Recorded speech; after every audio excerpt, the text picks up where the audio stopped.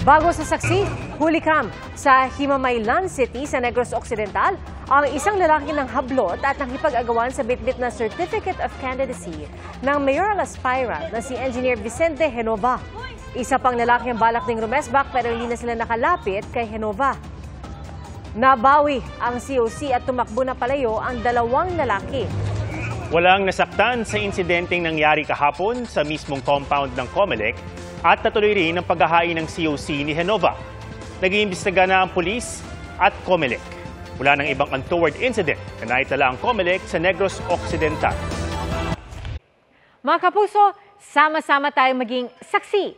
Mag-subscribe sa GMA Integrated News sa YouTube at para sa mga kapuso abroad, samahan niyo kami sa GMA Pinoy TV at sa www.gmanews.tv.